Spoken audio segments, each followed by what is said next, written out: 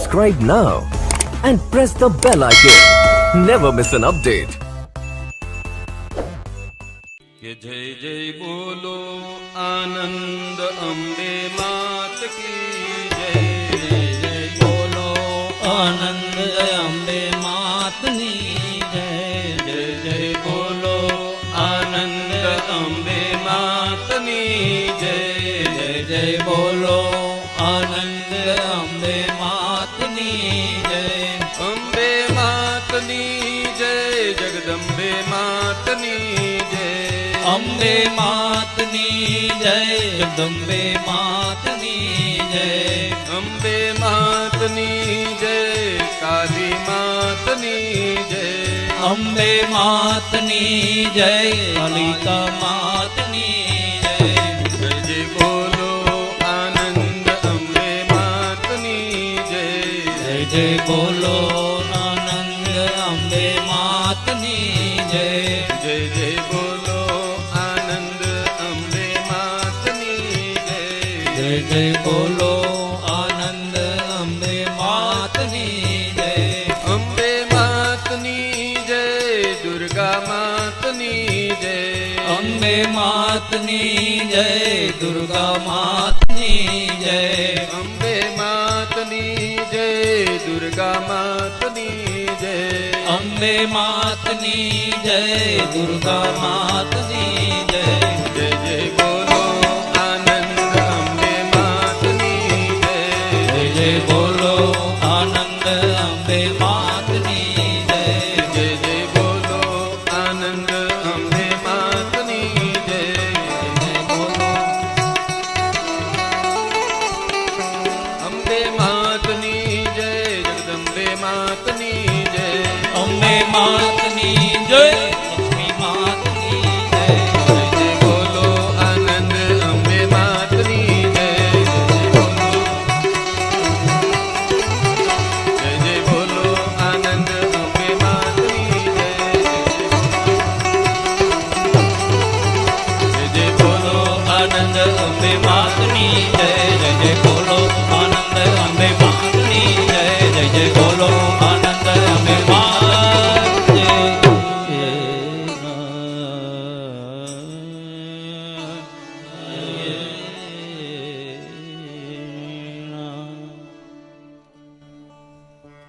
બોલો અંબે માત કી જય.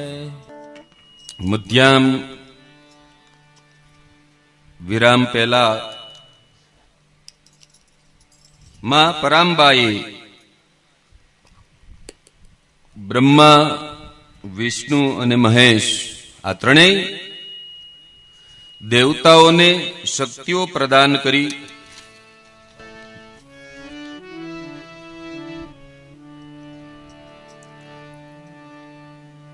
અને હવે આ સૃષ્ટિના સર્જનનું સ્થૂળ એવં સૂક્ષ્મ સ્વરૂપ,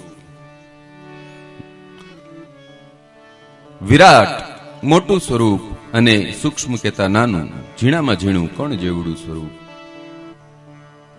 નારદજી ભગવતીનો મહિમા સાંભળી અને પ્રસન્ન થઈ ગયા. એમણે ફરી બ્રહ્માજીને પ્રશ્ન કર્યો છે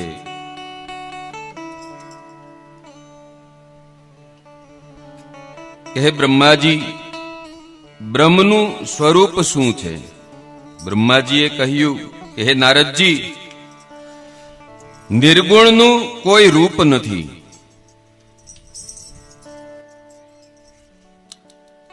અને નિર્ગુણને આ આંખોથી જોઈ શકાતું નથી.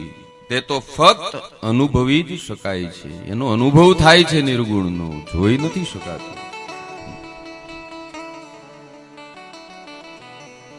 ઓળખી શકાય છે.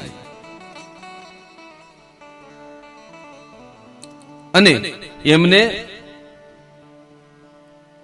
પુરુષ એવં પ્રકૃતિ પણ કહે છે. અને બંને અજન્મા છે, અવિનાશી છે. શક્તિ અને શક્તિમાન બંનેમાં કોઈ ભેદ નથી.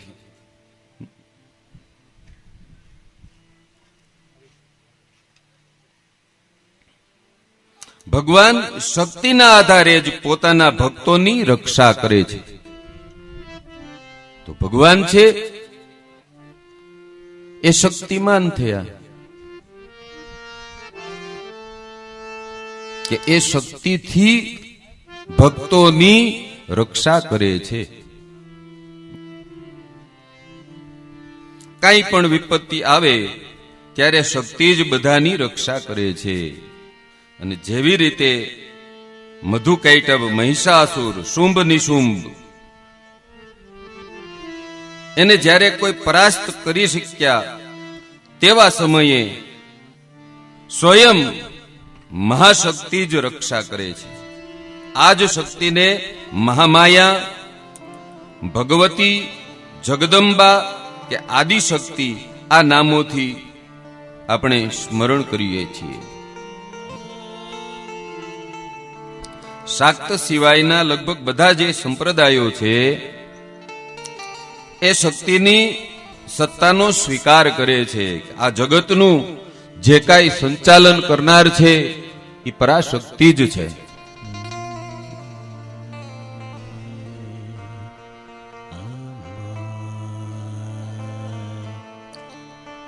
અને જો ભગવાન કોઈના ઉપર પ્રસન્ન થાય ને તો અનુગ્રહ કરે છે, અને કુપિત થાય ને તો નિગ્રહ કરે છે.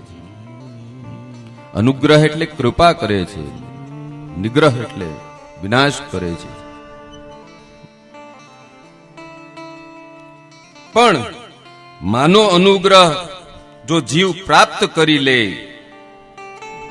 તો જીવનભર સંતાપ રહેતો નથી. જરા પણ સંતાપ ન આવે. માનો અનુગ્રહ છે ને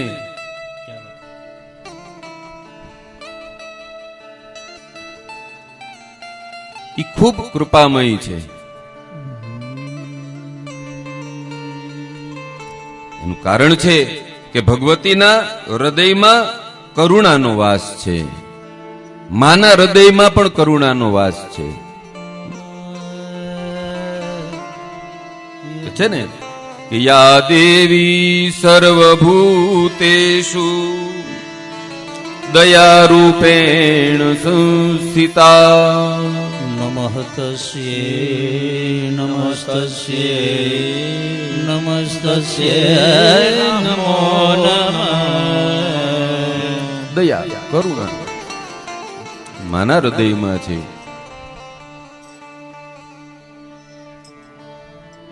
ભગવાન શ્રી રામે જ્યારે જયંત ઉપર બાણ ચલાવ્યું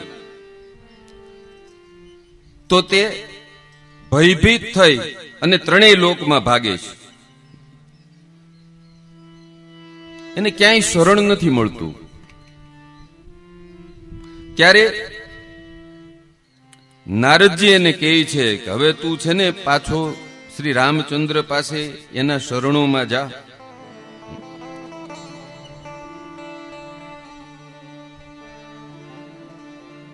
અને એ પાછો જ્યારે આવે છે ને ત્યારે એમની પૂછ છે ને એ ભગવાન તરફ હતી ને મુખ છે ને એ સીતાજી તરફ હતું. જાણે એમ કહેતા હોય કે હે જગત જનની માતા, આપ તો સાક્ષાત કરુણા સ્વરૂપા છો. આપ જ મને પ્રભુના કોપમાંથી બચાવી શકો છો.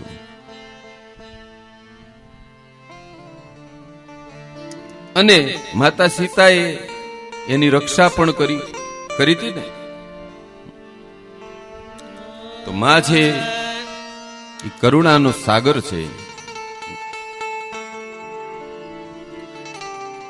માં મહામાયા માતાજીનું સંરક્ષણ જેને પ્રાપ્ત છે ને એ સ્વયં પરમાત્મા પણ એને દંડિત કરી શકતા નથી. હો,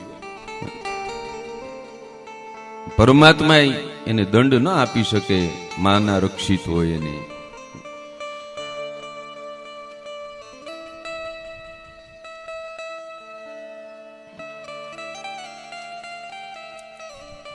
એક કવિએ ખૂબ સરસ લખ્યું છે કે મા બિન કરુણા કોણ કરે.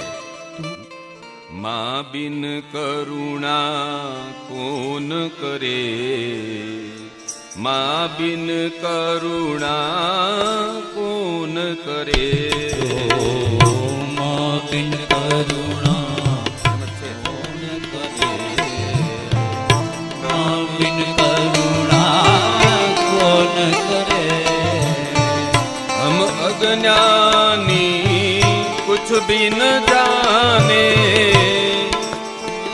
હમે અજ્ઞાની कुछ बिन जाने.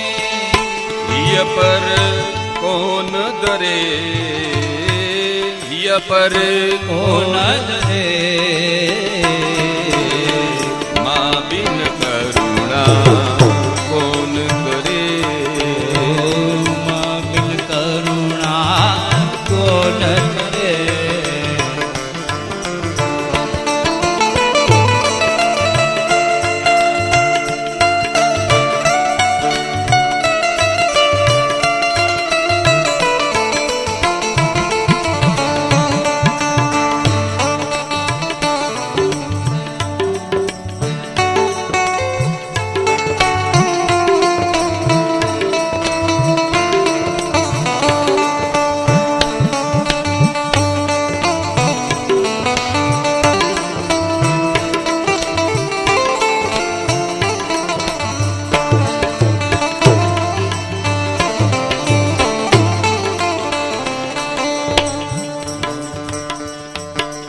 जन्म जन्म की पूंजी पाई.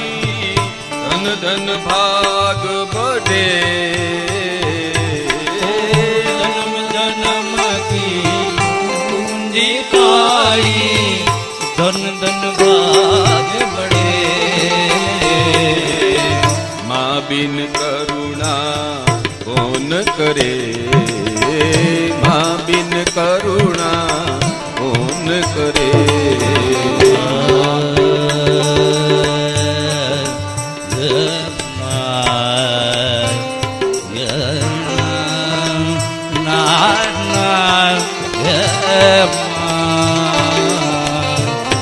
माँ बिन करुणा कौन करे. माँ बिन करुणा कौन करे. माँ बिन करुणा कौन करे.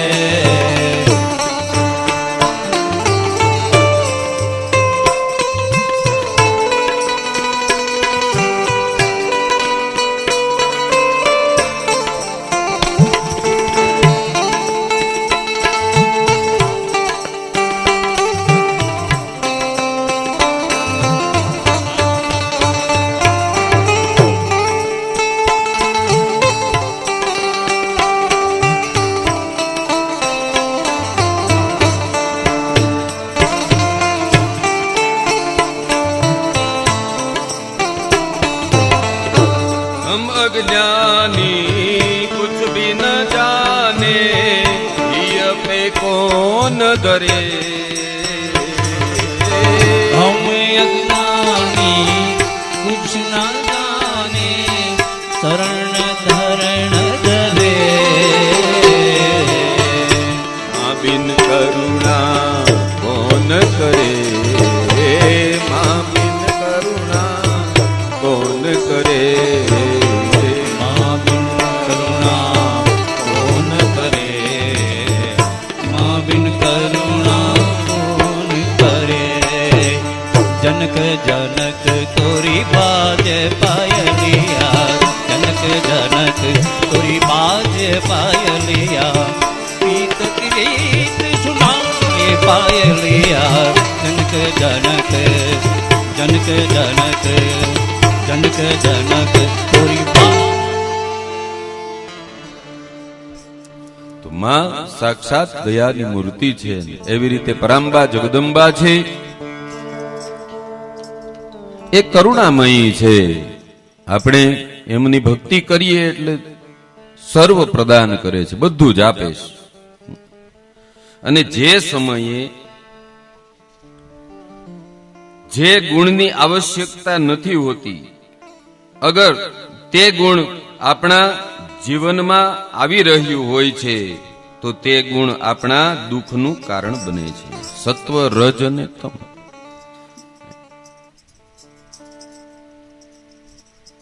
સત્વગુણ છે એ જીવનને ઉત્તમ બનાવે છે, રજોગુણ મધ્યમ બનાવે, તમોગુણ છે એ વિનાશને નોતરે. આ ત્રણ પ્રકૃતિ છે, એમાંથી સમજવાનું કે વિરુદ્ધ હિ તથા તૈલમ અગ્નિના સહસદગતં તૈલમ વર્તી વિરોધ્યેવ પાઠકોપી પરસ્પરં.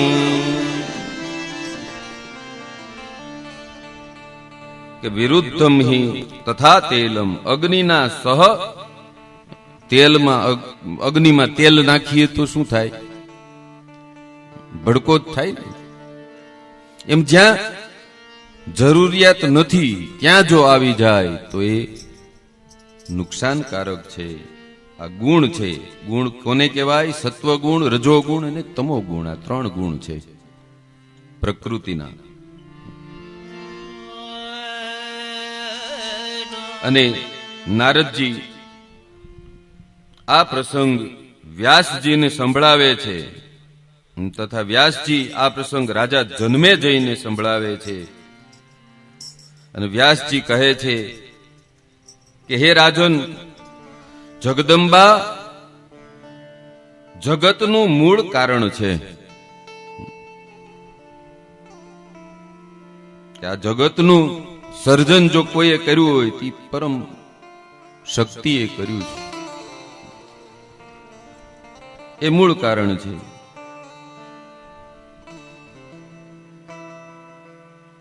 અને એટલા માટે એમનું જ પૂજન કરો. એમની કૃપાથી મૂર્ખ પણ પંડિત થઈ જાય છે અને નિર્ધન ધનવાન બને છે. ત્યારે જન્મેજયજી પ્રશ્ન કરે છે કે હે પ્રભુ, નિર્ધન ધનવાન થાય છે એ તો ઠીક છે, મૂર્ખ પંડિત બની જાય છે, આ વાત ન સમજાણી. ઈ કેવી રીતે થાય? ત્યારે વ્યાસજી જન્મે જઈને કહે છે કે હે રાજન,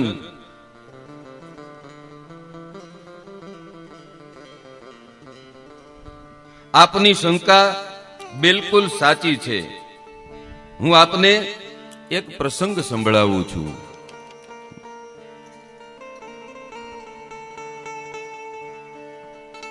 એક ઇતિહાસ કહું છું કે હે રાજન, એક વખત ઋષિઓની સભામાં જમદગ્નિ ઋષિએ પ્રશ્ન કર્યો છે.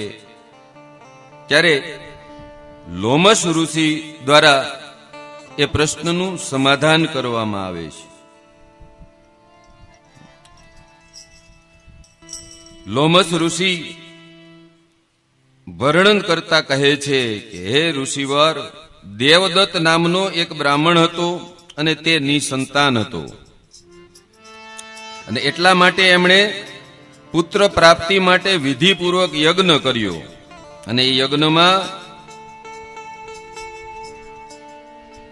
મુનિવર સુહોત્રને બ્રહ્મા બનાવ્યા છે, યાજ્ઞવલ્ક્યને અધ્વર્યુ બનાવ્યા છે, બૃહસ્પતિને હોતા બનાવ્યા છે, તેલ મુનિને પ્રસ્તોતા બનાવ્યા છે, ગોભીલ મુનિને ઉદગાતા બનાવ્યા છે. અને સામવેદના શ્રેષ્ઠ ઉદગાતા છે એ ગોભીલ મુનિ છે. મહાન પંડિત હતા ગોભીલ મુનિ. કે યજ્ઞમાં અલગ અલગ પદ આપવામાં આવે છે. આચાર્ય હોય, ઉપાચાર્ય હોય, હોમ કરતાઓ એવા હોતાઓ હોય, પાઠકા જપકા અલગ અલગ હોય છે. બધા એક બ્રહ્મ બને. અને આ ગોભીલ મુનિ છે ઈ સસ્વર મંત્રોચ્ચારણ કરી રહ્યા હતા, પરંતુ ઉંમરના હિસાબે વારંવાર એને શ્વાસ લેવો પડતો હતો, તો સ્વર તૂટતો જાતો હતો, સ્વર ભંગ થઈ રહ્યો હતો. દેવદત્તને ક્રોધ આવ્યો. દેવદત્તે કહ્યું કે મૂર્ખોસી મુનિ મુખ્યાદય સારભંગ ત્વયા કૃતઃ. કે હે મુનિ,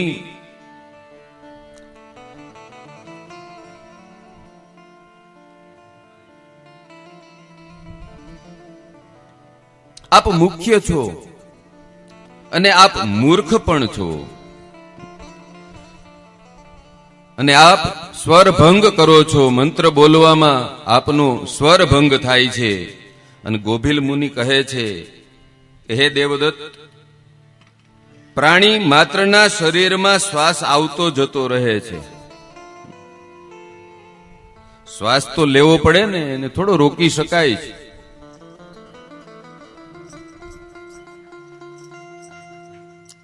પણ આ તમે મારું અપમાન કર્યું છે, અને એટલા માટે હું આપને શ્રાપ આપું છું કે તારે પુત્ર તો થશે પણ એ મૂર્ખ થશે.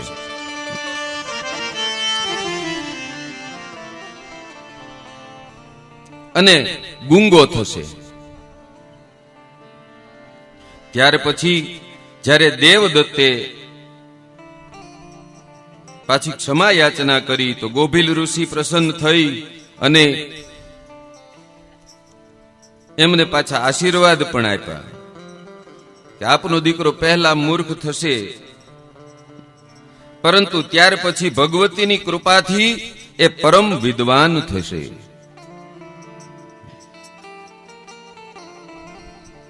યજ્ઞની પૂર્ણાહુતિ થઈ અને પછી દેવદત્તની પત્ની રોહિણી, સમય જતા રોહિણી નક્ષત્રમાં પુત્રનો જન્મ થયો અને પુત્રનું નામ ઉતથ્ય રાખવામાં આવ્યું છે. અને ધીરે ધીરે મોટો થતો જાય છે. એમના સંસ્કારો પણ કરવામાં આવ્યા. યજ્ઞોપવિત સંસ્કાર આદિ વિવિધ સંસ્કારો એના થાય છે. જન્મ થાય એટલે નામકરણ સંસ્કાર થાય સૌથી પહેલા, પછી અન્નપ્રાશન છે, ચોલ કર્મ છે કે શાંત સંસ્કાર, યજ્ઞોપવિત સંસ્કાર, વિદ્યારંભ સંસ્કાર, 16 સંસ્કાર છે. એમાંથી વિવાહ એક આપણને યાદ છે, બાકીના ભૂલી ગયા છે. આના આ બાળકના સંસ્કાર બધા કરવામાં આવે છે. પણ એને યજ્ઞોપવિત પહેરાવીને તો જનોય પહેરતો નહોતો. એવો જડ, સમજે નહીં, ગુંગો, નિરક્ષર.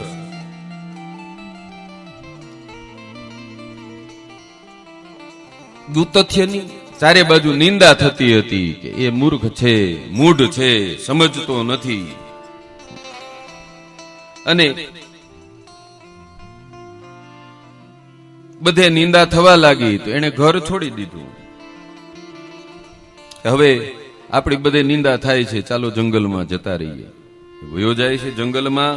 ત્યાં એને ગંગાજીના કિનારે ઉત્તમ સ્થળે પર્ણકુટીર બનાવી છે અને વનવાસીનું જીવન જીવવા લાગ્યો. એકનિષ્ઠ થઈ અને ત્યાં જ પર્ણકુટીરમાં રહેવા લાગ્યો છે.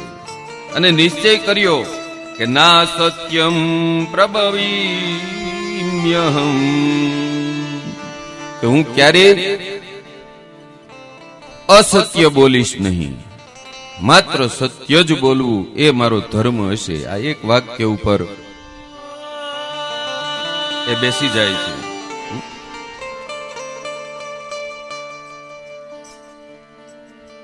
માનસ કહે છે ને કે ધર્મ ન દૂસરા સત્ય સમાન. સત્ય સમાન બીજો કોઈ ધર્મ નથી. એવી દ્રઢ પ્રતિજ્ઞા કરી, બ્રહ્મચર્યના વ્રતનું પાલન કરી અને તે પર્ણકુટીમાં રહેવા લાગ્યો છે. ત્યાં રહી અને એ બ્રાહ્મણ ઉતથ્યએ સદૈવ સત્યનું પાલન કરતો.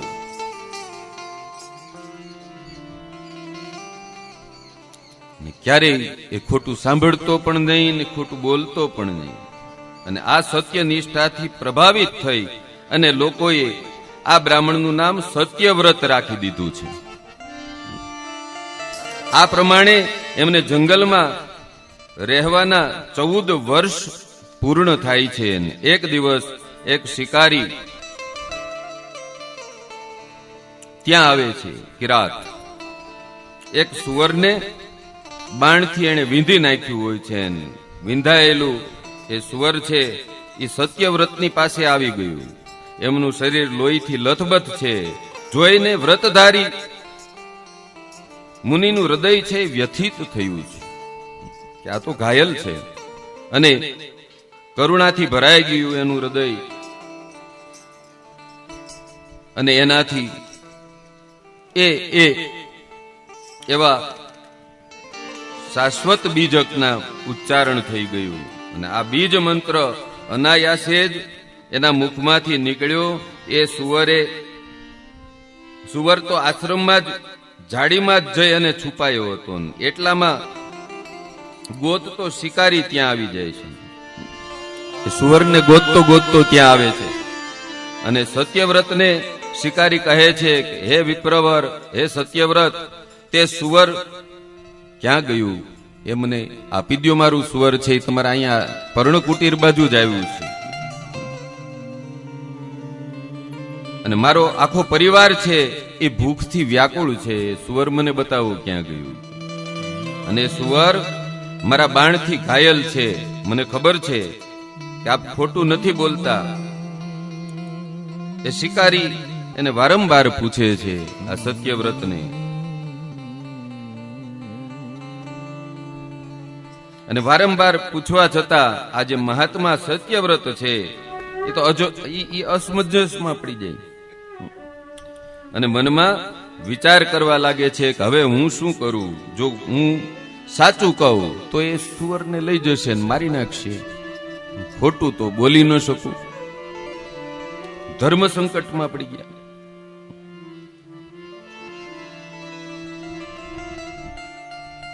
કે સત્યમ ન સત્યમ ખલુ યત્ર હિંસા દયાન્વિતમ ચાનૃતમેવ સત્યમ હિતમ નરાણામ ભવતી હયેન તદેવ સત્યમ ન તથાન્યયેવ.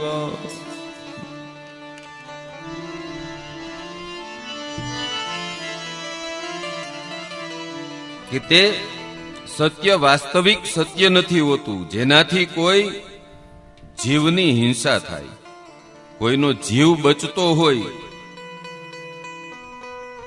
તો પણ અસત્ય સત્ય છે.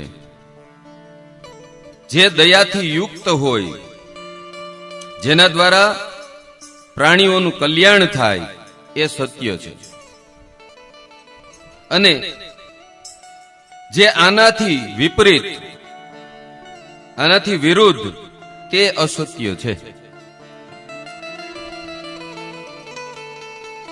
કે હે વ્યાઘ્ર, આ સત્યવ્રત કહે છે કે યા પશ્યતિ ન સાબ્રુતે સાબ્રુતે સા ન પશ્યતિ અહો વ્યાઘ્ર સ્વાકાથ પાર્થિવમ કિમ પૃચ્છસી પુનઃ પુનઃ. કે હે વ્યાઘ્ર, જે આંખે એ જોયું એ બોલી નથી શકતી, અને જે વાણી બોલે છે એમણે જોયું નથી. સમજાય? આંખે જે જોયું છે એ બોલી નથી શકતી, અને બોલે છે એને જોયું નથી. તો હે શિકારી, તું વારંવાર હું કામ પૂછી રહ્યો છે મને?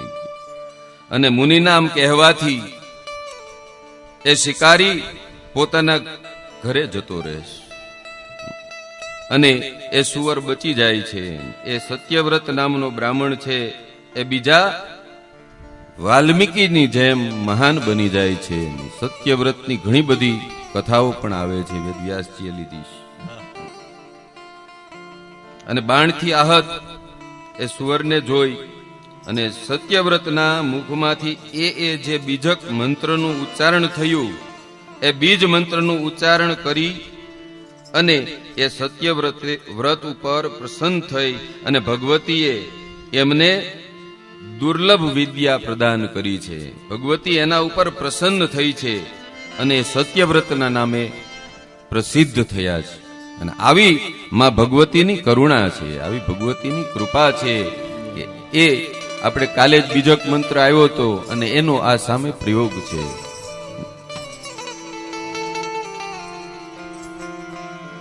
ત્યાર પછી સત્યવ્રતની આ કથા સંભળાવી વ્યાસજીએ.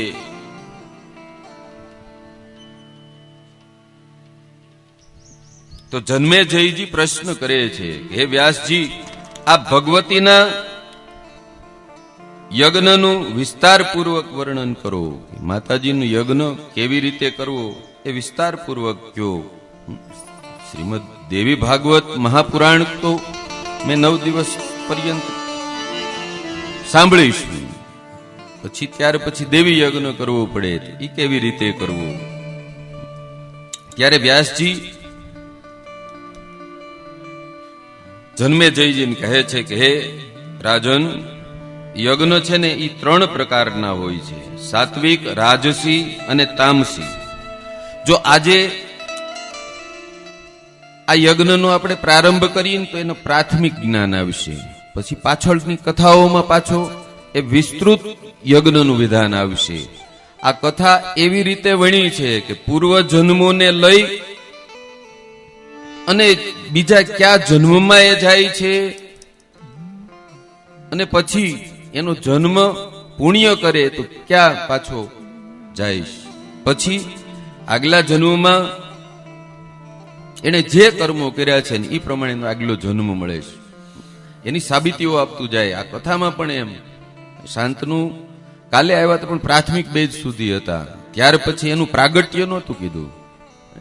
વ્યાસજી છે, સુખદેવજી છે, એની કથા લીધી આપણે, પણ એનું પ્રાગટ્ય નહોતું. એનું કેવી રીતે થયું તો આગળનું એનો પૂર્વાશ્રમ જોઈએ અથવા તો પૂર્વ જન્મ જોઈએ તો ખ્યાલ આવે છે, એ સિવાય નથી ખબર પડતી. ભીષ્મ પિતામહ છે, 8મા વસુ હતા, એ આજની કથા આવી ત્યારે ખબર પડી.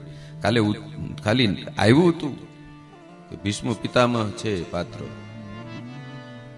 પણ એની ઉત્પત્તિ કેવી રીતે થઈ અને એનું કારણ શું હતું, એ કારણ સહિત આજે કથા આવી. તો એને જ કથા કહેવાય કે જે આપણે હૃદયથી સમજી શકીએ. આમાં પછી દાખલા ને દ્રષ્ટાંત ને હાહાનહી કરવા જઈએ તો એને કોઈ કથા ન કહેવાય. આ મૂળ દેવી ભાગવત છે ને જ્ઞાનનો ગ્રંથ છે, એ ચારેય વેદોનો સાર છે, અને એને દાખલા ને દ્રષ્ટાંત આપીને સમજાવવા બેસી તો 90 દિવસે લગભગ પૂરું ન થાય. 9 નહીં, 90 દિવસે. એટલે મૂળ કથા છે એ જ સાચી છે, અને જેટલા ગ્રહણ કરશે ને એટલા જ કરી શકશે. આમાં તો બાકી તો અધરથી હોતે ને વયું જાય, ઘણી વખત ખ્યાલ ન રહે. પણ સુરતામાં હોય તો આ સમજાશે. વ્યાસજી આ જન્મેજયજી રાજાને યજ્ઞ પ્રકરણ સમજાવે છે. પેલા આ પ્રકરણ આવશે, પછી પાછો યજ્ઞ કેવી રીતે કરવો, એના વિધાનો કેવી રીતે થાય, એ બધી પાછળની કથાઓમાં આવે છે. 6ઠા 7મા દિવસની કથામાં અંબરીશ રાજા યજ્ઞ કરે છે.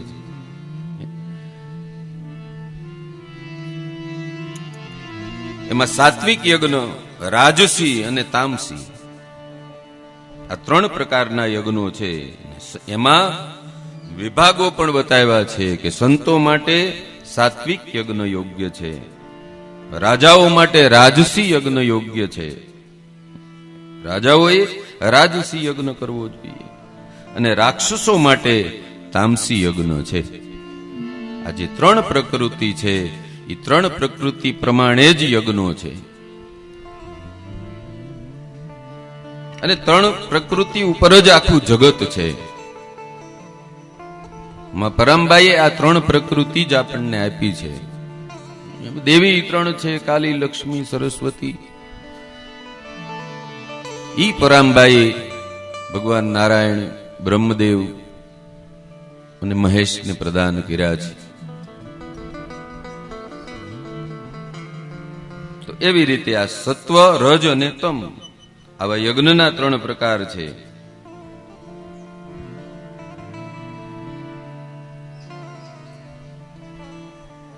હવે સાત્વિક યજ્ઞ કોને કહેવો? તો કે દેશ, કાલ, દ્રવ્ય, મંત્ર, બ્રાહ્મણ અને શ્રદ્ધા, આ બધાય પવિત્ર હોય ને સાત્વિક યજ્ઞ છે. એ ચોખ્ખા હોવા જોઈએ.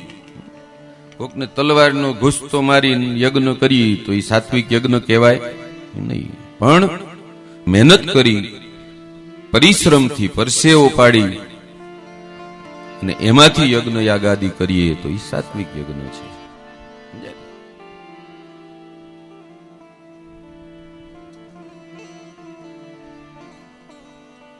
પછી તો કે યજ્ઞ કરતાનું મન પણ છે એ શુદ્ધ હોવું જોઈએ,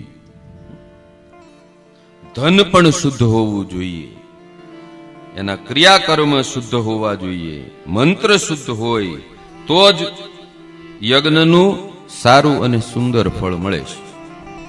અને ઈ સાત્વિક યજ્ઞ. પાંડવોએ અનેક રાજસૂય યજ્ઞ કર્યા તો પણ એને કષ્ટ સહન કરવા પડ્યા. અને જ્ઞાની લોકો એવી કલ્પનાઓ કરે છે કે નિશ્ચિત રૂપથી કોઈ પણ પ્રકારે યજ્ઞમાં કોઈ અવ્યવસ્થા રહી ગઈ છે કે જેના કારણે એને સહન કરવું પડ્યું.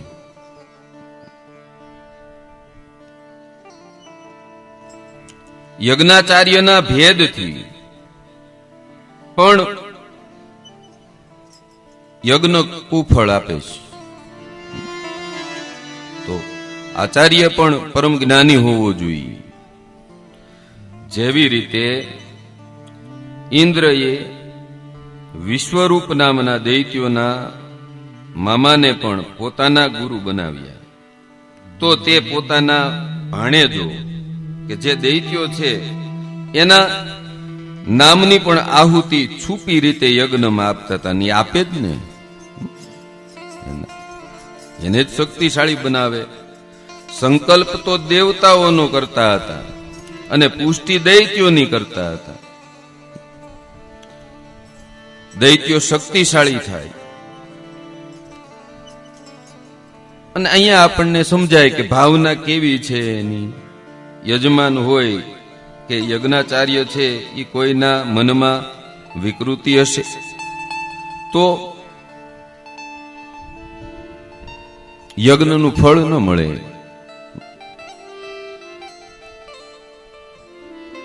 અને એની વિપરીત મહારાજ દશરથજીના યજ્ઞમાં યજ્ઞાચાર્યના મનમાં કોઈ ભેદ ન હતો, વિકૃતિ પણ નહોતી. એટલા માટે યજ્ઞ જે પુત્રેષ્ઠી યજ્ઞ કર્યો એનું ફળ છે એ સારું પ્રાપ્ત થયું. અને એકની જગ્યાએ 4 ભગવત સ્વરૂપ પુત્રોની પ્રાપ્તિ થઈ હતી. કે જન્મેજય પ્રશ્ન કરે છે કે હે ભગવાન, નારાયણે કેવી રીતે આ અંબિકા યજ્ઞ કર્યો હતો એ અમને સમજાવો. ત્યારે વ્યાસજી કહે છે કે હે રાજન, ભગવાન શ્રી વિષ્ણુજીએ ભગવતી અંબિકાના માટે સાંગોપાંગ યજ્ઞ કર્યો હતો. કે જ્યારે ભગવતીએ પોતાના શ્રી વિગ્રહમાંથી 3 શક્તિઓને પ્રગટ કર્યા તો એ 3 શક્તિ છે બ્રહ્મા, વિષ્ણુ અને મહેશના રૂપમાં વ્યક્ત થયા છે. વિષ્ણુ ભગવાને જ આધાર શક્તિ પૃથ્વીને પ્રગટ કરી અને પૃથ્વીને શેષનાગના મસ્તક ઉપર ધારણ કરાવી અને પૃથ્વીને સંતુલિત કરવા માટે વિશાળ પર્વતોને સ્થાપિત કર્યા છે. અને એટલા માટે આ પર્વતોનું નામ મહીધર પડ્યું છે. અને બ્રહ્માજીએ સૃષ્ટિનો પ્રારંભ કર્યો. મરીચી, અત્રિ, નારદ આદિ 10 માનસ પુત્રોને પ્રગટ કર્યા અને એનાથી દેવતાઓ, દાનવો, મનુષ્યો, પશુઓ આદિ જે સૃષ્ટિ છે, જીવ સૃષ્ટિ થઈ છે. કશ્યપજીની પત્નીઓથી પક્ષી આદિ પ્રગટ થયા છે. બ્રહ્માજીએ જમણા અંગમાંથી ભગવાન મનુની ઉત્પત્તિ કરી છે. ડાબા અંગમાંથી સ્ત્રી શક્તિ સ્વરૂપે શત્રુપાની ઉત્પત્તિ કરી છે. આ બંનેને પ્રગટ કર્યા છે ભગવાન બ્રહ્માજીએ. અને એનાથી મૈથુન સૃષ્ટિનો વિસ્તાર થયો છે. એમના સંતાનો થયા છે.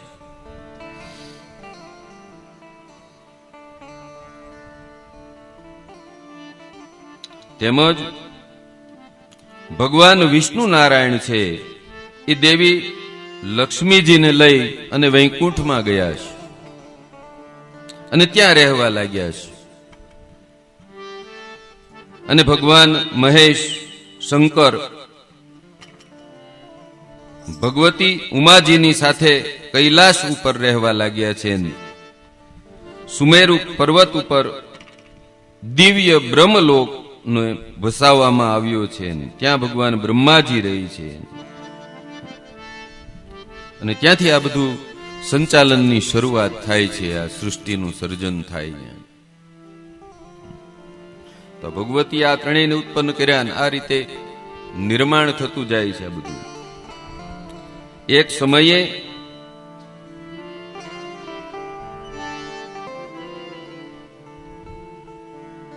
દુર્વાસાજીની અવહેલના થાય છે. ઇન્દ્રદેવ કરે છે એનું અપમાન દુર્વાસાજીનું. અને દુર્વાસાજીનું અપમાન થાય તો કેવું થાય? અને એના કારણે એમાં પાછા ઇન્દ્ર એટલે દેવરાજ, દેવતાઓનો રાજા, એ અપમાન કરે તો બધા દેવતાઓ છે ને એ શ્રીહીન થઈ ગયા, શક્તિ વગેરેના.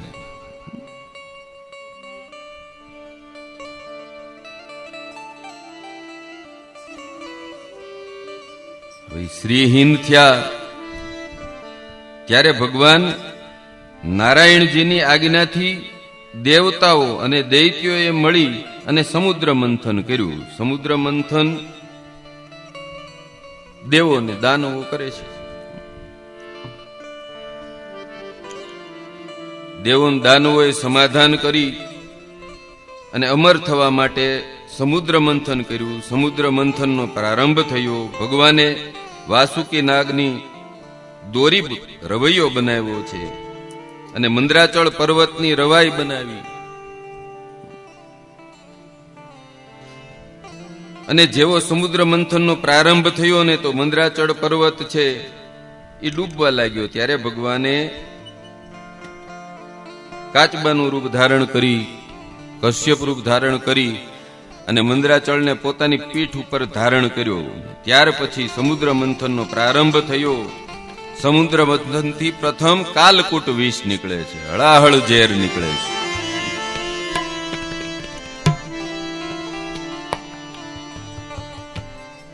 એ નીકળ્યું તો વિષ્ણુજીને કહે છે, વિષ્ણુ ભગવાન દેવતાઓને કહે છે કે ભોળાનાથને આપો. કરુણા અવતાર ભગવાન શંકરે એને કંઠમાં ધારણ કર્યું છે.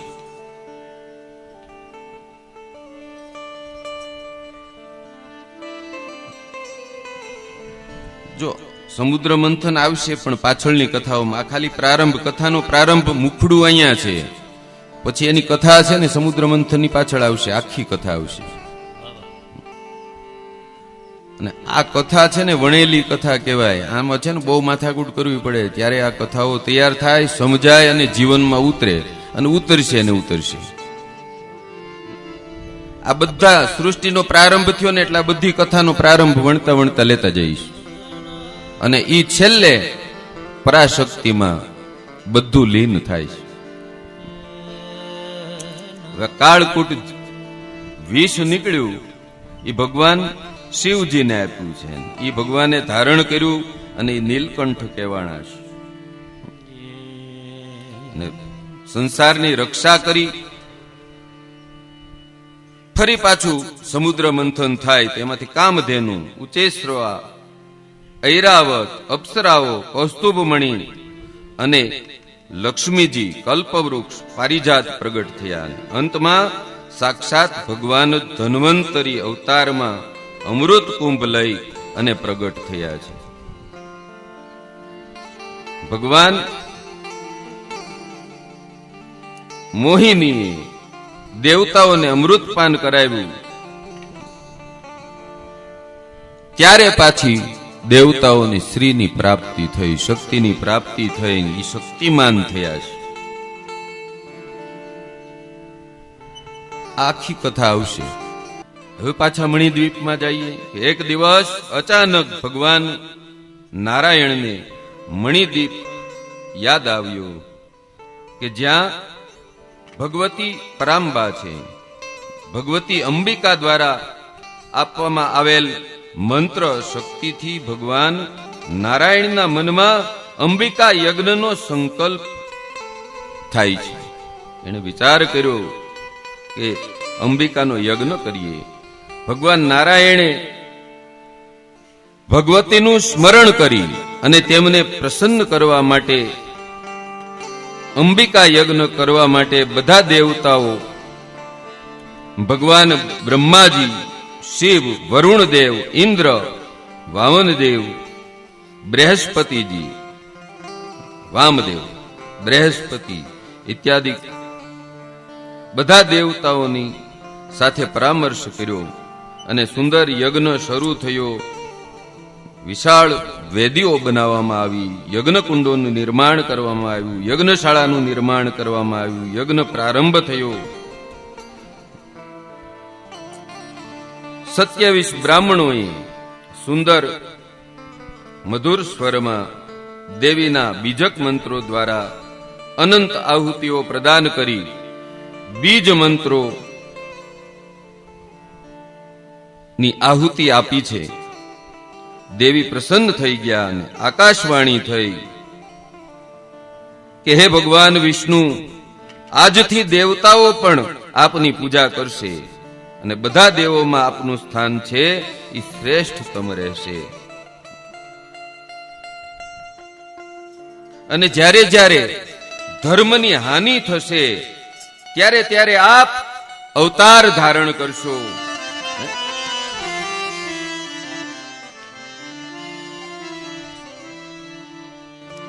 કે જબ જબ હોય ધર્મ કી હાનિ, બઢહી અસુર અધમ અભિમાની, તબ તબ ધરી પ્રભુ વિવિધ શરીરા, હરહી દયા નિધિ સજ્જન પીરા. રામચરિત માનસમાં પણ લખે છે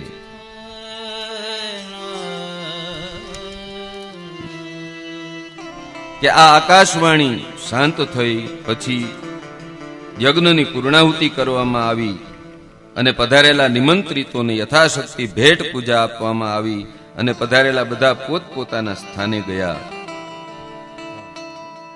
આમ ભગવાન નારાયણે સૌ પ્રથમ આ માં પરાંબાનો યજ્ઞ કર્યો અને એનું ફળ એને એ મળ્યું કે બધા દેવોમાં ઊંચામાં ઊંચું સ્થાન હોય તો ભગવાન નારાયણનું છે, વિષ્ણુ નારાયણનું છે. અને આવો ભગવતીનો મહિમા છે. આ દેવોની વાત કરી છે મેં. આપણે તો 2 પગવાળા છીએ. જન્મેજયજી પ્રશ્ન કરે છે કે હે વ્યાસજી, ભગવતીનો એવો કેવો મહિમા છે? એનો એવો કેવો મહિમા છે કે સાક્ષાત ભગવાન શ્રી હરિએ એમની આરાધના કરી, એમનો યજ્ઞ કર્યો. માં જગદંબા છે, એ બધા સ્વરૂપે છે કે એક સ્વરૂપમાં છે. વેદવ્યાસજી કહે છે કે હે રાજન, આ પ્રશ્ન એક સમયે દેવતાઓએ પણ ભગવતીને કર્યો હતો. ત્યારે એ મહાદેવીએ આપ કોણ છો, આપનું સ્વરૂપ શું છે? ત્યારે ભગવતી કહે છે કે હે દેવતાઓ, હું બ્રહ્મ સ્વરૂપ છું. પ્રકૃતિ અને પુરુષ તેમજ આ સમગ્ર સંસાર મારા દ્વારા જ નિર્મિત છે. મેં જ આ સમગ્ર સંસારનું અનેક બ્રહ્માંડોની રચના કરીશ. એમાંથી આ એક બ્રહ્માંડ છે, એમાં તમે છો. વિમાનમાં બેઠા જગદંબાના દર્શન કરવા ગયા તો એના નખમાં કોટી બ્રહ્માંડોના દર્શન કરે છે. અસંખ્ય બ્રહ્મા છે, અસંખ્ય વિષ્ણુ નારાયણ છે, અસંખ્ય મહેશ છે. આ બધું નિર્માણ છે ને એ માત્ર ને માત્ર એની નિર્માતા હું છું, કારણ હું છું, મૂળ હું છું. બધું જ મારા મય છે. માટે હે રાજન, માતા ભગવતી આદિ શક્તિ છે અને બધા એના જ વિભિન્ન સ્વરૂપ છે અને તે સર્વવ્યાપી સાક્ષાત દયાની મૂર્તિ છે, મા જગદંબા છે. તો આવી રીતે આ સૃષ્ટિનું સર્જન પણ થયું છે અને ભગવાન નારાયણ ઉપર મા ભગવતીની કૃપા થઈ છે. આપણા ઉપર પણ કૃપા કરે. અહીંયા સાક્ષાત સ્વરૂપો વિરાજિત છે, મા કાલી, નવદુર્ગા સહિત. તો આપણે એમનો ગરબો ગાય અને માતાજીને પ્રસન્ન કહીએ કે અભય પદ પ્રદાન કર હે મા અંબે, તું અમને અભય પદ પ્રદાન કર.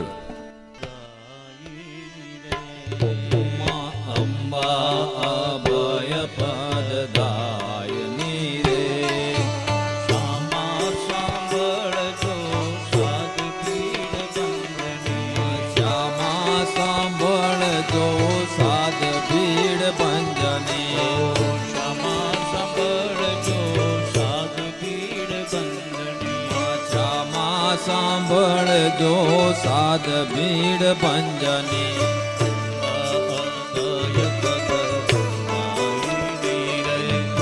અંબા અભય પદ દાયિની રે.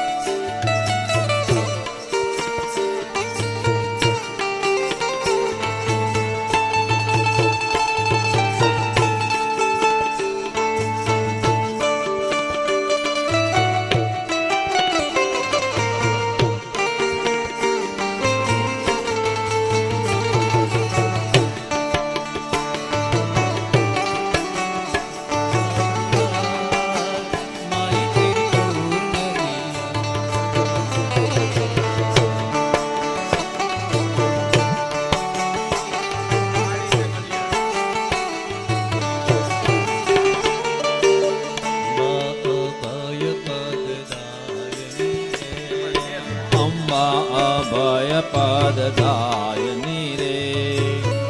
અભય પદ દાયની રે. અંબા અભય પદ દાયની રે.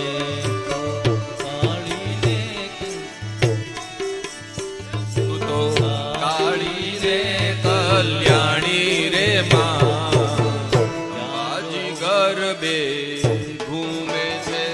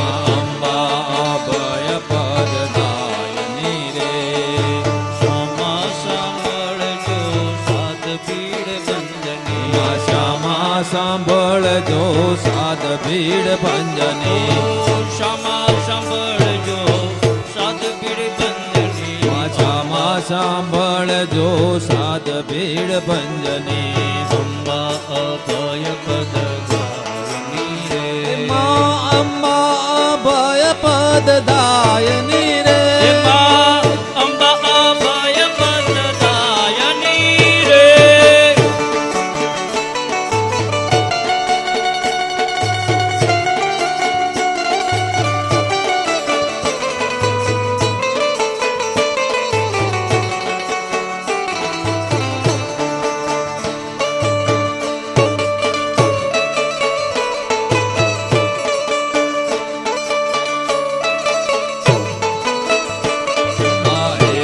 હિંડોળે ચકે રે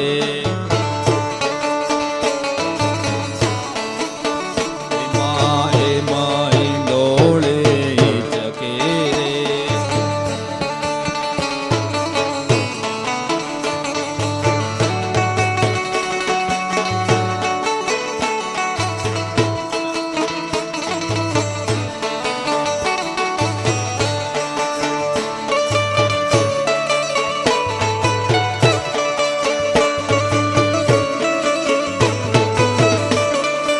એને હિંડોળે હિચકે રે હિંડોળે ચકે રે એને હિંડોળે હિચકે રે હિંડોળે ચકે રે નીચે આરાસુર માત ભીડ બંધની નીચે આરાસુરી માત ભીડ ભંજને અંબા અભય પદ દાયની રે અંબા અભય પદ દાયની રે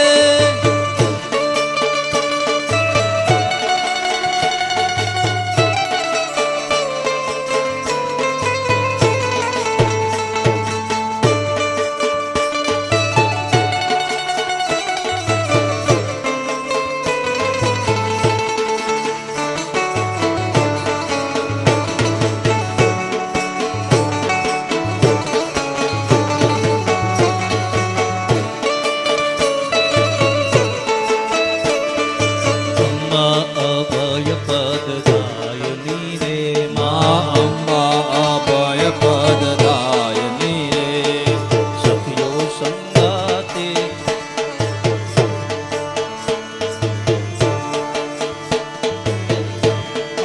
એને હિંડોળે હિચકે અંબા અભય પદ દાયની રે અભય પદ દાયની રે અંબા અભય પદ દાયની રે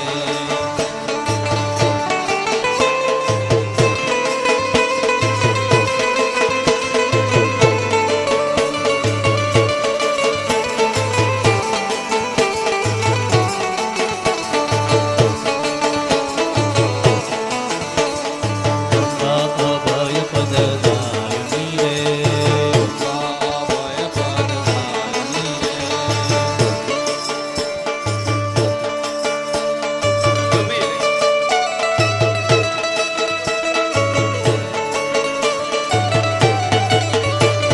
વાયાને વાદળ ઉમટા વાયાને વાદળ ઉમટ્યા ઓ ગોકુળમાં હો ગોકુળ માટ હું ત્યાં મોર મળવા આવો સુંદર વર સાંભળે વાયાને વાદળ ઉમટ્યા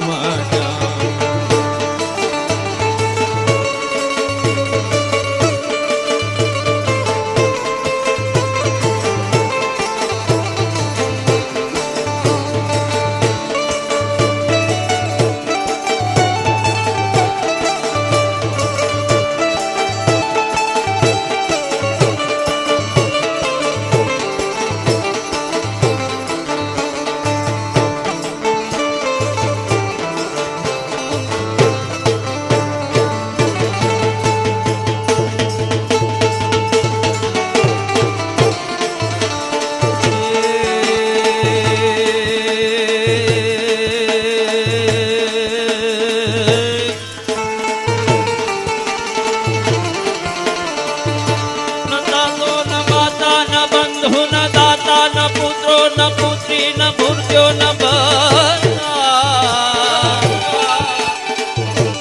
છાયા ન વિદ્યા ન વૃત્તિ તમેવ ગતિ સંગતિ સમ તમે કા ભવાની માં ગતિ સંગતિ સમ તમે કા ભવાની માં ગતિ સંગતિ સમ તમે બોલો અંબે માત કી જય.